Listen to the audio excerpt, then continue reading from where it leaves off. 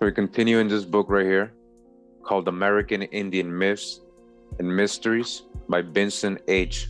Gaddis.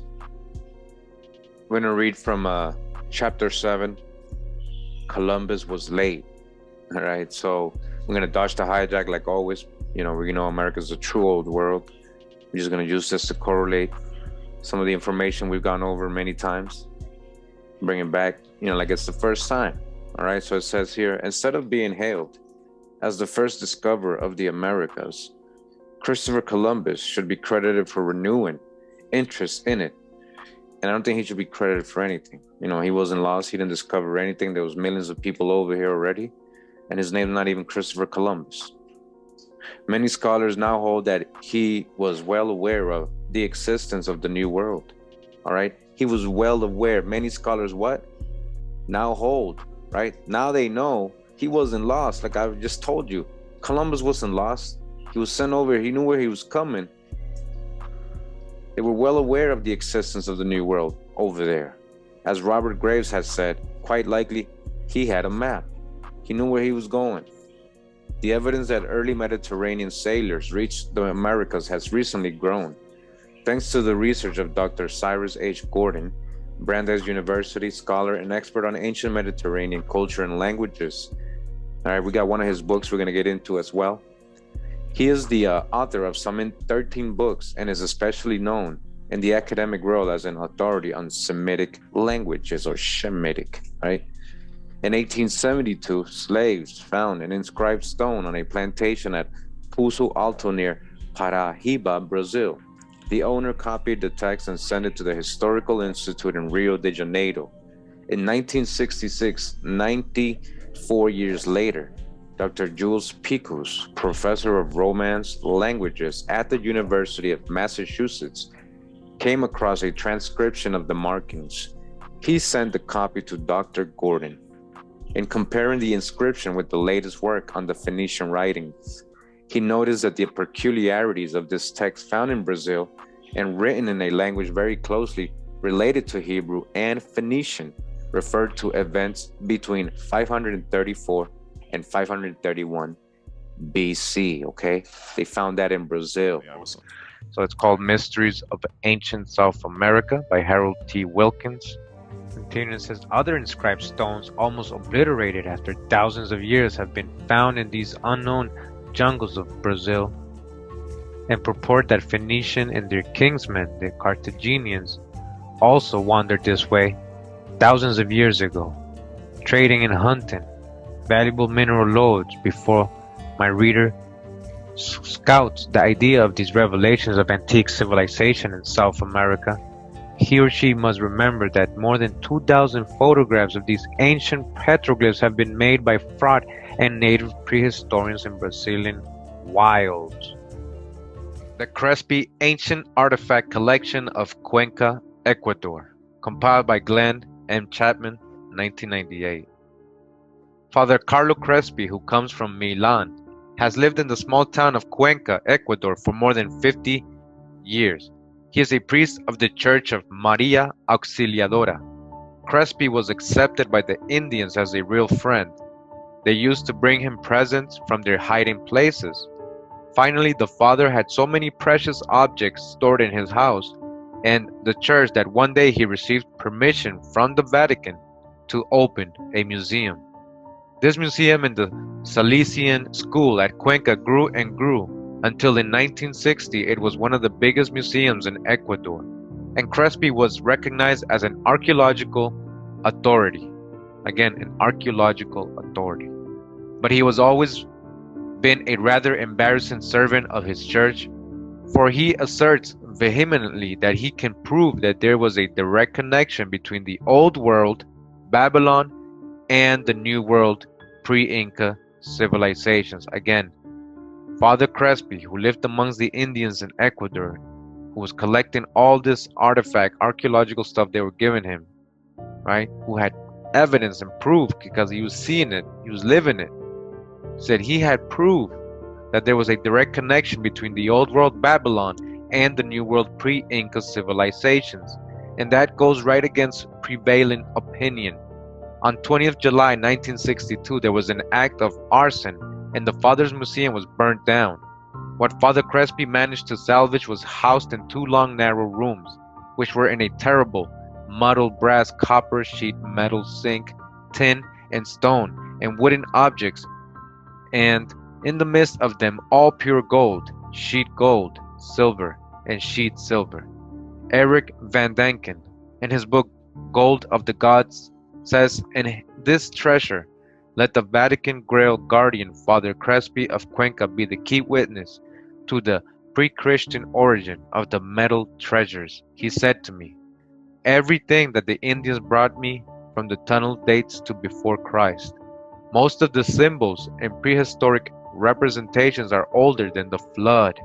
Older than the flood. We're talking about antediluvian, right? Ancient times before the flood. Father Crespi has partially stacked his metal plaques by motives. For example, those with pictures of pyramids, antediluvian pyramids in America. I took a close look at more than 40, and some of them are reproduced in this book. All the pyramid engravings have four things in common. A sun, but more frequently several suns, is depicted above the pyramid. Again, a sun above the pyramid. What do we know that as? Snakes are always flying next to or over the pyramid. Snakes, or are we talking about dragons? Flying serpent, Quetzalcoatl? Again, snakes are always flying next to or over the pyramid. Animals of various kinds are always present. He led us into an inner court of the schoolyard, where old Spanish wooden doors faced inward and the off-scrubbled floors gleamed with sunlight, bouncing off the polished terrazzo. We were unprepared for what was to come. Father Crespi took a large key from a ring that hung from a braided belt around his robe, then moved to an obscure wooden door and turned the lock. Together, with a single helper, he disappeared into the dark room. Both soon reappeared with a large piece of metal that had been molded and hammered into a long sheet. It looked like it might be made of gold. The sheet was inscribed with a curious artwork beyond identification. Next, they dragged something from the darkness too large to be carried, and only with strenuous exertions were they able to lean it against the stucco wall. It stands 22 inches high and about 7 inches wide. Its weight must have been prodigious. I reached my hand to touch the object and noticed it featured a dark covering, as if it had been painted. At first I supposed it must have been made of lead because it was soft and almost pliable. Then the nails of my fingers bit into the body of the figure through the paint, and the gleam from the telltale scratch left no doubt that it was made of pure gold. Our cameras began to click, and in the excitement Father Crespi talked excitedly, hardly stopping to breathe. He was our enthusiast instructor, showing us each new piece as though it had just been brought to the light of day for the first time. What other wonders did his black vault contain, we wondered. The old man's nimble fingers joined the ends of two barren electric wires, and the chamber was instantly revealed in the radiance of an incandescent globe. The gleam of gold, silver, and bronze everywhere added to the brightness of its interior. Shelves of dusty, worn ceramics, starry-eyed idols posturing in hideous stances or strange proportions.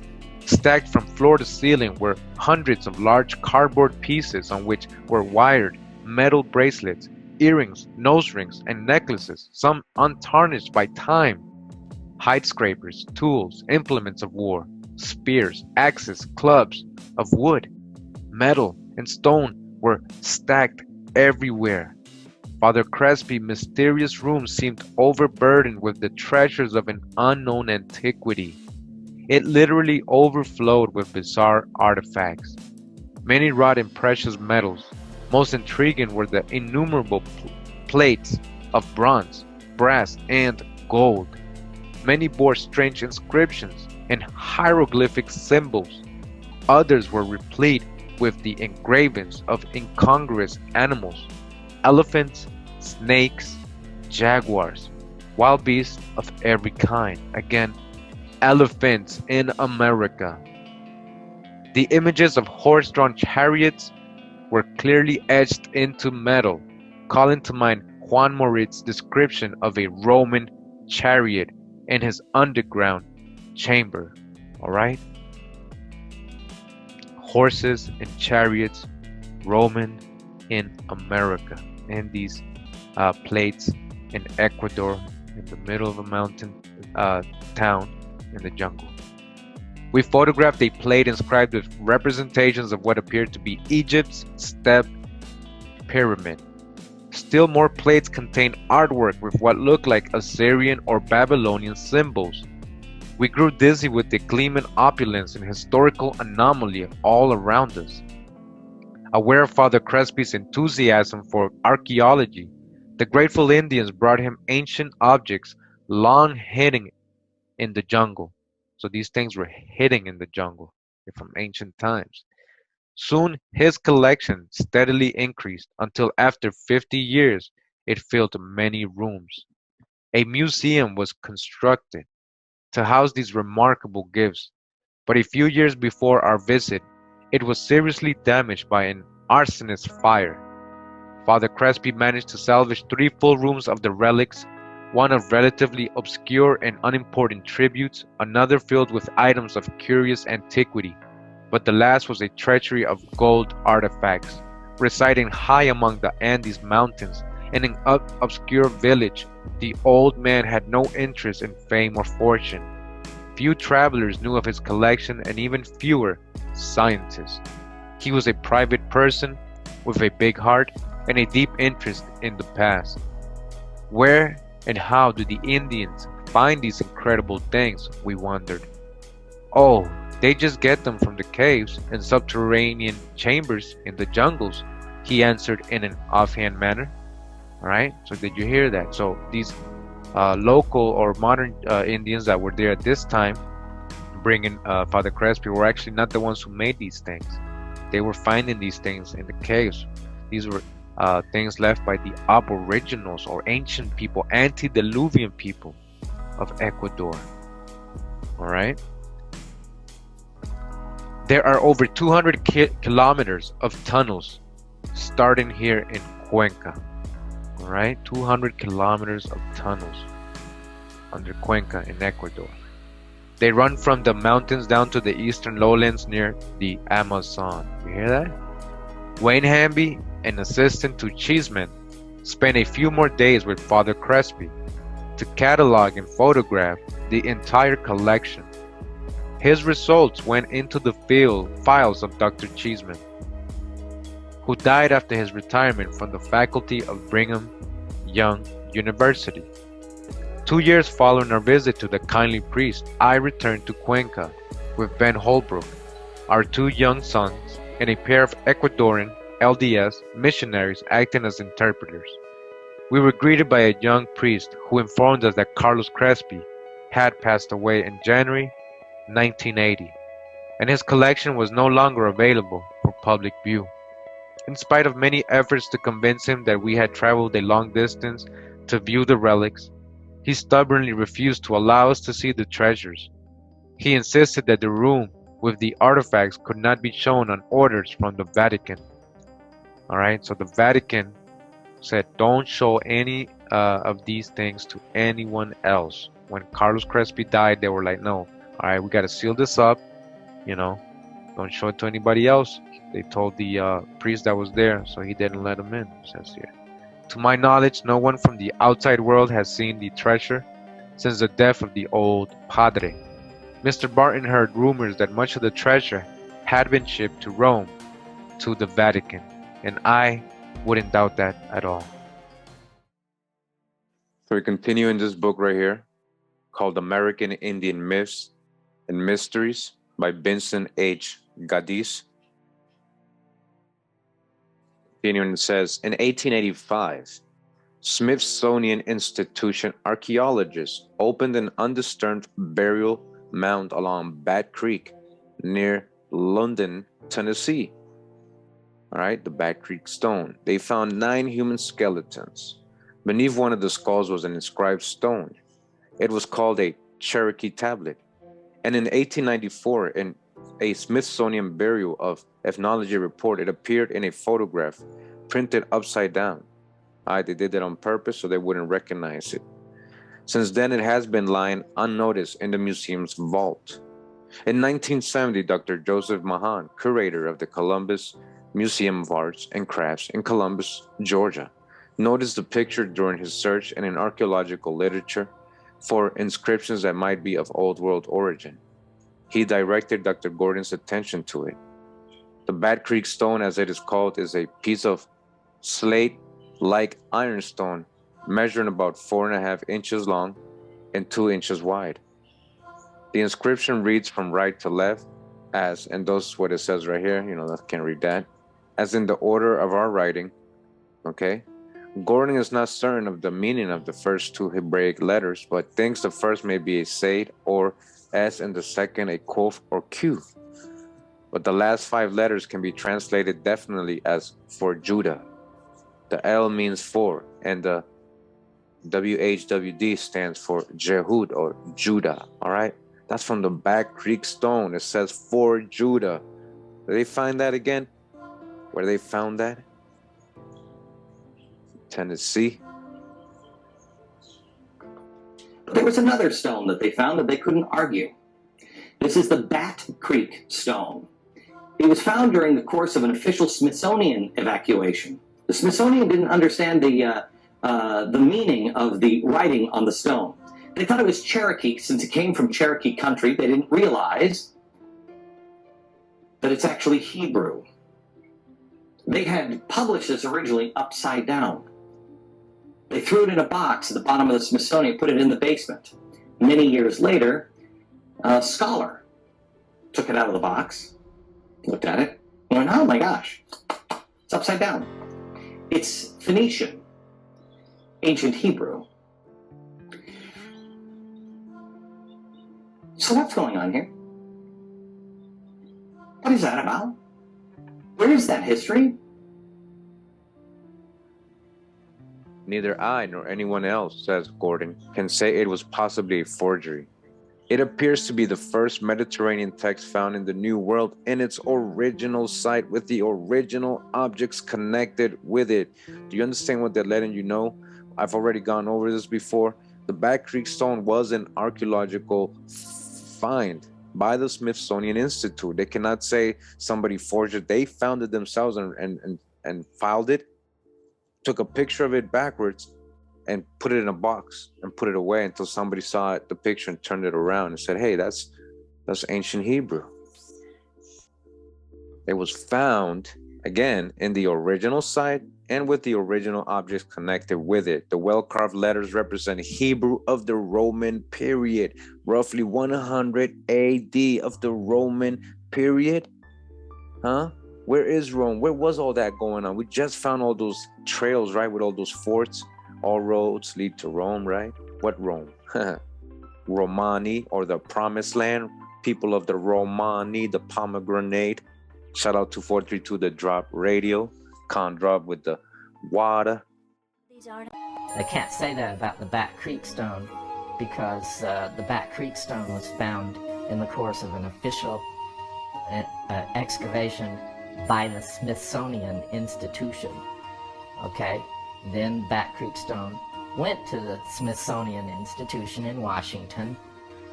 They didn't understand it. They thought it was Cherokee since it came from Cherokee country. They did not realize it was Hebrew. And they published it upside down. And then they threw it in a box in the sub-basement of the Smithsonian. And ever after it was poo-pooed until some Semitic scholars like Cyrus Gordon came and vindicated it. Cyrus Gordon, who was one of the great Semitic scholars of our generation, he talks about the writings that were found in this very area, and how he was able to translate those things, translate that writing. When it was turned over, they were trying to figure out what type of Native American wrote this, and Cyrus Gordon turned it upside down. He recognized that it was actually Phoenician. Phoenician, this older form of Hebrew, dates to the Old Testament Babylonian captivity and the scattering of Israel. Are there other linguistic evidences that may lend support to diffusionist ideas? As a scholar of ancient languages, I have discovered that there are many symbols in the Micmac that are very close and similar to those of ancient Egyptian. About 700 BC in Egypt, there was a language that was developed or came in that was called Meroitic, from the kingdom of Meroe, which many Egyptian scholars have even called Reformed Egyptian because it's so different than what the standard Egyptian that we know.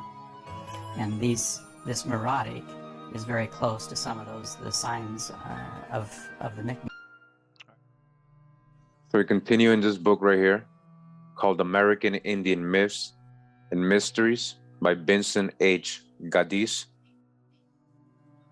It says here, another ingredient in the amaranth racial melting pot was discovered in 1966. Manfred Metcaf, an amateur archaeologist, was collecting rocks at the U.S. military reservation at Fort Benning, Georgia. All right, you guys never heard of this? This is the Metcaf Stone. All right, this was found again where? Fort Benning, Georgia, in order to construct an outdoor fireplace for his patio.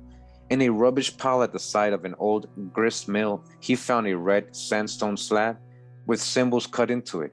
He took the stone to Dr. Joseph B. Mahan at the Columbus Museum of Arts and Crafts, the same man who was to call Dr. Gordon's attention to the Bat Creek Stone later. Mahan is an expert on amaranth ethnology and archaeology. He is a specialist on the Yuchis, a tribe that once inhabited what is now Georgia. All right, listen to this, Yuchis. All right, I got some images of the Yuchis here drawn of them. As you can see, copper-colored tribes of America, right? But was resettled in Oklahoma, all right? So the Yuchis, what? They once inhabited where? Georgia. The Yuchis, what happened to the Yuchis? Who settled in Georgia? We just caught a video the other day, right? Who has settled in South Carolina, Georgia? Sephardic Moorish people. What were they doing? What were they doing? You thought it was the white man. No, what were they doing? Resettling local tribes. How come we never heard of the Yuchi in Georgia, right?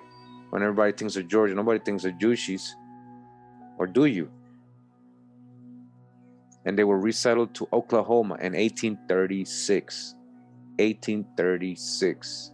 That might be lost heritage right there. He believes that Yuchis may have originally come from the old world, and he thought the stone's inscription might add evidence to his theory. So they're saying the Yuchis, all right, that was in their area. He sent a cast replica to Dr. Gordon. Gordon's famous for establishing a common background for ancient Greek and Hebrew civilizations, and his Mediterranean language studies noticed that the markings were very old, and it was unlikely that the inscriptions was a hoax. All right, they're consulting with one of their experts. This is one of their experts, okay? It's not a hoax, he's saying. In an article in Manuscripts, a quarterly published by the Manuscript Society, he wrote, after studying the inscription, it was apparent to me that the affinities of the script were with the Aegean syllabary, whose two best known forms are Minoan linear A and Mycenaean linear B. The double axe in the lower left corner is, of course, reminiscent of Minoan civilization, right? So where were the Minoans really, huh? What's going on here? Where's the true old world? He concluded, we therefore have American inscriptional contacts with the Aegean of the Bronze Age, near the southwest and north shores of the Gulf of Mexico. This can hardly be accidental. Ancient Aegean writing near 3 different sectors of the Gulf reflect Bronze Age transatlantic communication between the Mediterranean and the New World around the middle of the 2nd millennium BC. All right, this is what they were concluding, but they never taught us all this stuff, right? They were saying here in America where the Yuchi were living, okay, these artifacts they're finding, we got to dodge the hijack, all right? So it says, Yuchi tradition is that their ancestors came from the east in boats after a natural catastrophe. Their new homeland was to the south, probably Central and Northern South America, and they lived there for a long time before migrating north, perhaps across the Gulf of Mexico. A chief interviewed by Mahan said his tribe came to the southeastern United States about 1,000 years before the appearance of the explorer De Soto, right? So according to one of the Yuchi chiefs, right? So it says European settlers drove them out of Georgia, not white people, European settlers. These were mostly Sephardic Moorish people in Georgia. Let's not forget. Got to tell the story how it really happened. This ain't person. Okay, so they dodged the hijack because not all Europeans are white. That's what they're insinuating when they're saying they're putting white settlers here. Again, European settlers drove them out of Georgia. Who? The Yuchi, so-called Negro people or copper-colored tribes of America. Today, about 1,700 Yuchis live in Oklahoma, where they maintain their traditional ways and their ancient religion, huh? Is it all the original people? It is their agricultural festival. That is so amazing, for it is described in detail in the Bible. What? Hold up. Their agricultural festival, right? Like we were talking about in past videos about giving thanks, the Feast of Harvest, that they actually mentioned also in the Old Testament. This is what they're saying here. It is their agricultural festival. That is so amazing, for it is described in detail in the Bible. In the 23rd chapter of Leviticus, Mahan points out that there are far too many resemblances for this to be accident or sheer coincidence. This is the Feast of Booths, Tabernacles of Sukkot, all right? Listen, there are too many resemblances for this to be accident or sheer coincidence. Who's the real? Where's the true old world? You are the book. That's what I've been trying to show you. This is the Feast of Booths, Tabernacles of Sukkot, which includes an 80-day festival. An 8-day festival that starts on the 15th day or full moon of the Holy Harvest month, living in booths throughout the festival. 4, at the religious center for the tribe, and 5, maintaining the sacred fire. The first 3 of these same observances are carried on by some Jews to this very day. By some, not all, but they're still doing it here. They are the source. The Yuchis make a pilgrimage to their religious center on the 15th day of their harvest month. During the 8th day festival, they live in booths that have open spaces in the roofs and are covered with foliage and tree branches. There's a sacred area in which a fire is kept burning, and they celebrate by walking around the fire in a circle. 2 large decorated branches are carried by 2 men during the circling walk, and other men during other parts of the observance shake similar branches. During identical time periods, Jews today who celebrate this festival dwell in booths open to the sky, but covered with fruits, vegetables, and foliage. They take circular walks or circumambulations, and plants tied together into a staff are used for ceremonial shaking. Although the Jewish celebration of tabernacles no longer has the sacred fire, it is referred to in Leviticus 23:37, and the Yuchi were still doing it when the Sephardi Moorish people got here. They were still practicing it correctly. They were still doing it, okay?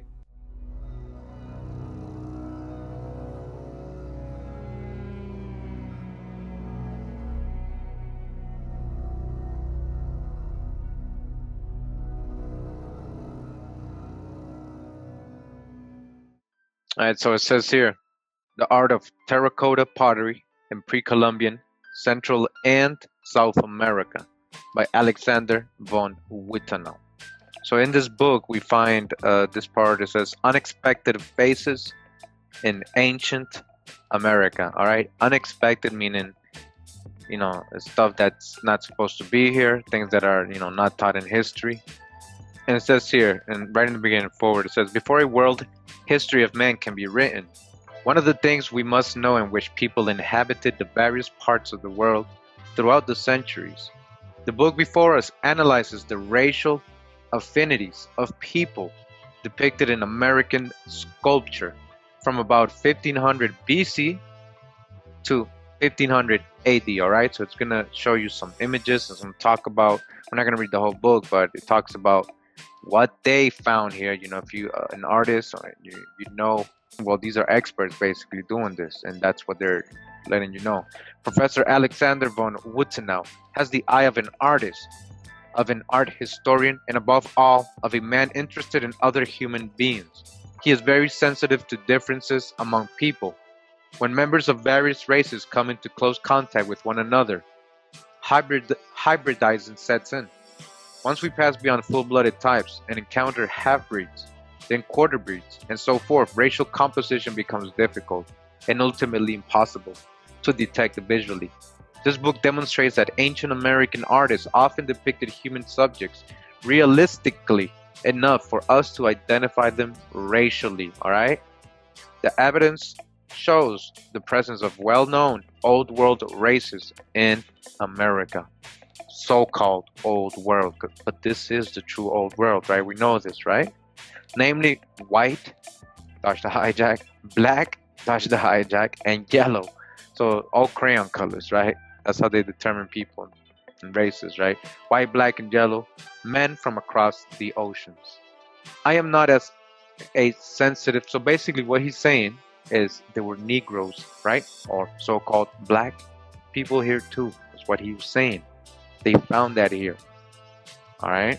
I am not as sensitive as Professor von Wuthenau is to the fine nuances among the hybrids, but like most people, I can tell the gross differences among relatively full-blooded Mediterranean whites, African Negroes, and Far East Mongoloids. All right. So he's basically putting all dark-skinned people in this category. All right. That's the hijack we all grew up with, right? And of course, they're going to say Mediterranean white, so they're trying to say what Hebrews are white, right? Though these gross distinctions on the figurines should be obvious to everyone, they are denied by many pre-Columbianists. Some of the latter say that an ancient statuette from Mexico showing black skin, kinky hair, and a flat nose and thick lips indicates nothing about the composition of the Mexican population during the lifetime of the artist, because all the features might be stylistic or imagined. A natural scientist once told me that such a statuette represents a mutation. When I informed him that there are hundreds of such representations of different individuals, he replied that the same mutation might reoccur again and again. I have told this story because it brings out the resistance to the self-evident theses of this book, to wit, that our ancient artists have recorded various old world races in pre-Columbian America. All right, so he's letting you know how ignorant people can be, saying these are mutations, or saying that these are people just painting themselves as black, that's why they look black, and you know, things like that. That's what they come up with. So he's saying that he made this book because it's evident that these people are, you know, just being ignorant. All right, but there's traces of old world races here, is what he's saying. He's considering old world, white Mediterranean, again, African Negroes, and East Mongolian. So he's saying there was all kinds of people over here, right? We could at least see it in the sculpture. Now he has to prove, though, that these were African Negroes, right? Just because he's seeing depictions of so-called Negroes, right, in pre-Columbian America doesn't mean they were from Africa. That's the whole hijack we all have to dodge, all right? Clearly Negroid representations in America can be identified as early as 1200 to 650 BC, at least in terracotta and other materials known at present. This time would extend in the Old World from the reign of Ramses III and the later Libyan rulers in Tanis, Lower Egypt, to the epoch of the Ethiopian or Nubian domination of Egypt, including the 25th dynasty and the Negro king Taharqa. It would, of course, also include the period of Assyrian trust against the Phoenician city-states in Asia Minor. Since nobody can believe that Negroes ever tramped all the way through Siberia and crossed the Bering Strait and Alaska to arrive very much later in the warmer parts of the American continent. The only acceptable interpretation for their presence here at the above-mentioned time would be transatlantic voyages, a phenomenon that sooner or later will have to be explained.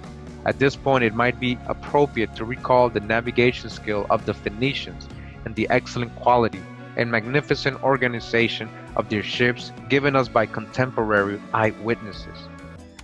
Alright, so again, the author wants to remind you, two facts can be drawn from the illustrations in this book. Alright, again, we're in unexpected phases of America. First, the overall presence of some Negroid individuals in several regions of Mesoamerica. Alright, these are facts. Two facts, all right? Facts, Negroid individuals in several regions of Mesoamerica. And second, the sequence of the colossal Olmec heads, underscored by the theories of Coe and Clelo, namely that the finest sculptural efforts of San Lorenzo come first, with not the slightest indication of an artistic evolution leading up to these masterpieces. The implications of the second fact are prodigious. Several distinguished Negro personages and at least one or several first-rate artists, complete with extremely well-developed stone sculpture techniques, appeared, so to speak, out of the blue on the American continent 3,000 years ago. Up to now, absolutely no reasonable explanation has been given by any scientific professional for this startling event. So we continue in this book right here called American Indian Myths and Mysteries by Vincent H. Gaddis. Several years ago, von Wuthenau, on a visit to the National Museum of Mexico, noticed on a 6-foot stela uncovered near Campeche a Star of David design engraved in the earring of a Mayan dignitary. What? A Star of David. All right, ring on a Mayan dignitary earring. The figure also had a hat seemingly patterned after the reed boats of ancient Egypt, along with horizontal lines that might well mean water. When he investigated reproductions of rock drawings in the Jewish necropolis of Beit Shearim, he was surprised to find a very similar figure featuring an interlaced 6-pointed Star of David and an authentic ancient reed boat. Right, and there's sources for all this. If these ancient Old World and New World contacts occurred, why are they not a part of our known history? All right, all these Old World things they're finding over here, why wasn't this taught to us? He's saying contact, because they're again going with the out of Africa and Mesopotamian theories.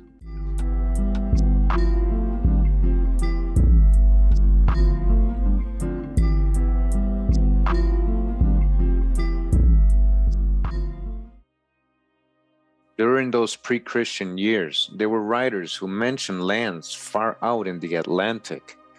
Theopompus, a Greek writer in the 4th century BC, referred to an enormous continent outside of the Old World, inhabited by peoples with strange lifestyles. Diodorus of Sicily, who lived in the 1st century BC, wrote, "For there lies out in the deep of Libya," or Africa, right, "as an island of considerable size and situated at it is in the ocean. It is distant from Libya a voyage of a number of days to the west. Its land is fruitful, much of it being mountainous, and not little being a level plain of surpassing beauty. Through it flow navigable waters. There is no island with these features unless he was referring to the West Indies or the Western Hemisphere." Right? America, that's what they were talking about. Again, we made a video about all these different sources stating what the Greeks knew about the Americas. You know, they mentioned it all the time in their writings. This is just some examples. Again, they were talking about America, the Western Hemisphere, the West Indies, right? He adds that in ancient times, this island remained undiscovered because of its distance. And he tells of Phoenician ships that were driven to this island by storms. Phoenicians were coming from this island. That is Canaan. That is the promised land. Get it? Seneca, Plato, Plutarch, Aristotle, Homer, Strabo, and many other ancient writers referred to lands far to the west. Of all the ancient maritime peoples, it appears the Phoenicians, especially the Carthaginians, roamed the farthest, leaving evidence of their presence not only along the seashores, but occasionally inland. In fact, they may have established colonies. In Spanish archives, there is a manuscript written by a bishop who visited Yucatan around 1550. While in the village of Mani, near Merida, Mani, and Yucatan, Mani, Merida, he observed a number of unusual buildings that closely resembled the ruins of buildings he had seen in the Holy Land and the Near East, because this is the real Holy Land. Alexander von Uwutanow reports finding a terracotta head from Guerrero, Mexico, remarkably similar to the god Bes of the Phoenicians and Egyptians. Bes. All right, they found that here. Where? In Mexico. Of course, they found that here. The real ancient Egypt, right? Tamari, Phoenicia. Similar images of this peculiar deity are found at almost all Phoenician excavation sites around the Mediterranean. Art objects with long curved nose, narrow faces, and beards. The Amerinds had no beards. Were found by him in the region of Mexico City. The clay and stone figurines found near Miguel de Allende, Mexico, display Mediterranean influence. Some look like mermaids, legendary beings derived from the Phoenician god Dagon. Dagon, all right, Dagon in Hebrews, corn nutrition, fertility, god.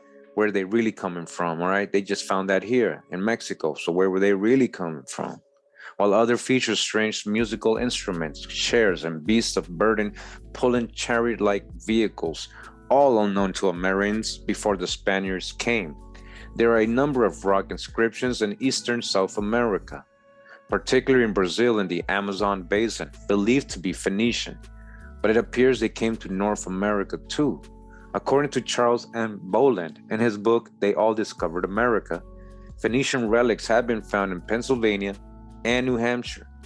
If Professor Barry Fell, a Harvard University linguist, has read stone inscriptions correctly, a Phoenician seafarer king named Hanno came to New England almost 2,500 years ago. Fell and James Whitall, chief archaeologist for the Early Sites Research Society of Danielson, Connecticut, made a study of the stone in the spring of 1975. The stone measuring 45 inches by 5 inches by 15 inches was found by New England settlers in 1658, and until recently had been used as doorstop at an Amerind mission.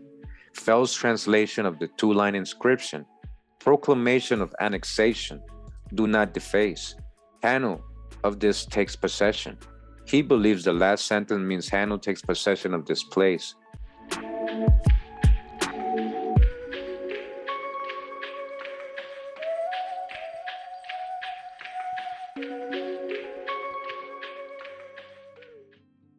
To explain the inscription on a certain basalt rock in New Mexico, you are asked to believe that a Mormon wandering far south of the Mormon Trail to Utah came to a remote desert area.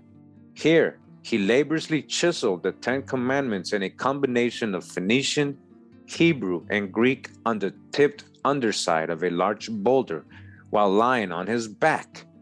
All right, so this is the story they want us to believe. This talking about, we're going to see Los Lunas Stone. We've gone over Los Lunas Stone. I'm going to go over it again a little bit since they're talking about it in this book. Here, he laboriously chiseled the 10. All right, so they're saying, because you're going to see at the angle that it's on, that's why they're making fun of it right now. Talking about he had to have done this all on his back, a Mormon, right? Or perhaps a desert drifter who was an expert on ancient languages, because whoever wrote it knew about the ancient languages. It says, this desert wanderer or drifter cut the hieroglyphics as a hoax that he never thought would worth disclosing. This, in effect, was the suggestion of Smithsonian Institution scientists when they were confronted with this enigma. The rock lies in one of the most desolate regions of the state, a bluff along the now dry Rio Puerto River. The nearest town is Los Lunas. The characters are worn and are obviously very old, cut into the hard basalt centuries before the Mormons came west. Also obvious is the fact that the inscription was made when the rock face was perpendicular to the mesa. But years later, the soil supporting it on the bluff had eroded causing it to topple. The translation originally was made by Dr. Robert Pfeiffer of Harvard University. Okay, the translation was made by who? A Harvard University scholar. A startling feature is that the hieroglyphics are similar to those inscribed on the sarcophagus of the king of Sidon, which dates from about 572 BC. Even to the same combination of the three languages, it's exactly the same as the one they're dating to 572 from King Sidon's sarcophagus. Exact same writing with the three languages combined like that. Exactly the same. If Phoenician seamen had sailed around Florida and into the Gulf of Mexico, then up the Rio Grande River and the Rio Puerto, the rock's location would have been where the voyage ended, as from this point on, up the river would not have been navigable. Are you see what they're saying? So they're always trying to say it was all Phoenician, because it always has to be so-called Phoenician, because that's their only knowledge of anybody seafaring during these times, supposedly from the old world. But the Phoenicians, again, are from here. And they learned that language they brought to the rest of the world from here. So it wasn't just Phoenicians, though, who knew these languages. Welcome to World Events in the Bible. I'm Brandon T. Ward. We're outside Los Lunas, New Mexico at Hidden Mountain. And we're looking at the mystery stone here, the Decalogue, which is the 10 Commandments. Some of the locals call this 10 Commandment rock. And the whole idea behind this stone here is, first, it's in Paleo Hebrew, and it's basically like a version of the 10 Commandments. It's estimated to be between 2,000 to 3,000 years. Some people say that that's not true. Obviously, if this was true and written by Hebrews that came to North America in ancient history, it would rewrite our history, so it's obviously not commonly accepted. But there is a lot of it's very interesting. You know, it's very interesting.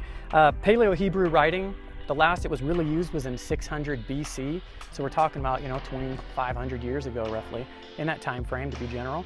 And that's what this is. It is 80 tons, this stone here is 80 tons, and you can tell it's actually tipped over. Obviously the writing is at a 45-degree angle we got here, and I'll show you some other pictures in here and maybe some video clips where you can actually see a bigger version of the entire boulder structure, and you can see over time it did tip over. So when did that happen is kind of the question. The area is a little bit of a volcanic type of area. There's a lot of like burning on the rocks on top. Let's see here. I just have some notes I just kind of want to go over, just kind of a brief video for you. This has been known since the 1850s by the Indians, apparently, according to the locals. In 1880, a gentleman was brought here by an Indian guide he had, and that's when he was shown it and started to see it. You got to remember, back in those days, Paleo Hebrew, barely anybody even knew it. There was no really scholars of it. If you read any historical records of how we got the Bible and everything like that, you'll kind of understand that in the 1800s, they were having a really hard time trying to decipher some of the records of ancient writings like these. In the 1950s, it was the Boy Scouts came up here and actually kind of bleached or blanched the stone and wire brushed it, and that's why it's so clean today. If you can make out in the video up on top here, it's a little black, kind of what I was getting at earlier. There's a lot of patina on the rock. You got some moss going on here. So that's all been stripped from the face of the rock. And if you can see down just the edge over here, you got some of the patina back again.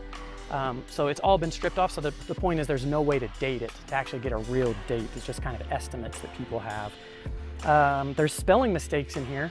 And why that I find is so interesting is one scholar, when he was asked about it, said, hey, would this prove that it's a hoax? This stone is fake, or would it prove that this writing is real?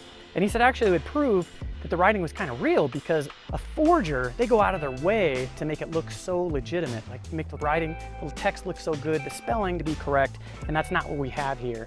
So that kind of rules out a forger, at least on one degree. The stone writing, like I said, is about 2,000 to 3,000 years old, according to some people. And I found that really interesting because the time of Solomon was roughly 900 BC, so 2,000 to 3,000 years ago.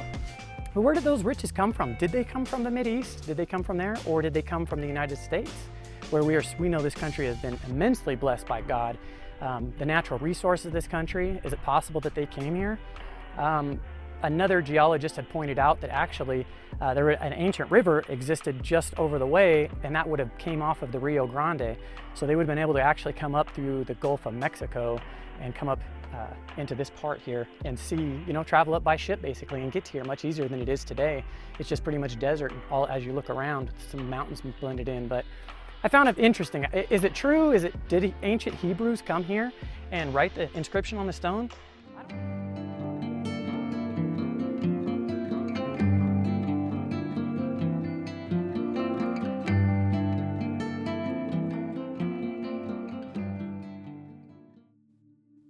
The Olmecs were the most enigmatic of all pre-conquest Amerins. In Mexico, at ancient archaeological sites, mostly Olmec, have been found figurines or carved relics of bearded men with Semitic features, okay? Now, I just want to point this out, and I'm glad they mentioned this. We tend to only know about the stone heads, the large stone heads, and like certain phenotypes, but in their pottery, in their stone artifacts, other than the stone heads, you find all kinds of different features. So they find then relics of bearded men with Semitic features. In one instance, wearing shoes with pointed upturned toes, similar to shoes worn by the Phoenicians and Hittites. Other discoveries are urn figurines, apparently depicting the Egyptian bird-headed god Ra, and a sphinx, small wheeled chariots similar to those found in Phoenician tombs. Relics of Negroid dancers in Assyrian style. All right, listen to all this. This is what the Olmec culture, right? They weren't called the Olmec. I got a future video that's going to be called the Out of Olmec Theory, okay? Look at everything they're finding here with the Olmec culture, right? These people did not call themselves the Olmec. We're going to have a video again explaining this. And huge basalt heads with Negroid features, and that's the ones we know with the stone heads, right? Some of these massive heads weigh over 10 tons. During his third voyage, Columbus recorded that when he reached Haiti, the inhabitants told him that black men from the south and southeast had preceded him to the island. All right, so-called black men, right? Black men from the south, from South America, right? And in 1513, Vasco Núñez de Balboa reported finding a colony of Negroes living at a place called Cuareque on the Caribbean coast of Colombia. All right. This is stuff we gone over in my series from Indigenous American to African American, and, you know, trying to understand all this stuff. These are primary sources that actually did quote all this stuff. The Negroid sculptures and reliefs, however, indicate that black people came to America as free men. They didn't come. A lot of them were already here since ancient times, since the beginning of time. Okay? But he's saying they came as free men, not as slaves, if anything. If any of them came from foreign parts in ancient times, which I do believe they did. A lot of the other black folks from other parts of the world were trading back and forth with the local people over here.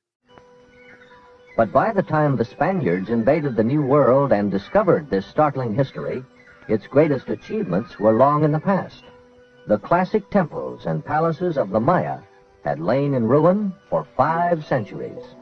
The torrid swamplands bordering the Gulf of Mexico produced one of the earliest high cultures in the Americas, famous for its colossal sculpture of helmeted men with thick lips and flat noses. Thick lips and flat noses. These huge basalt heads, up to 9 feet high and weighing as much as 40 tons, were produced at La Venta.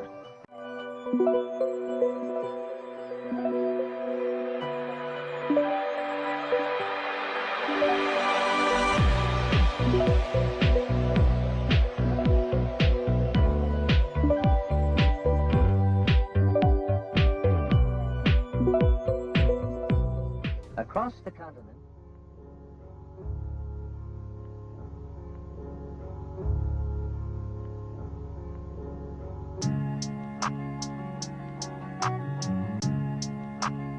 Brace 3000.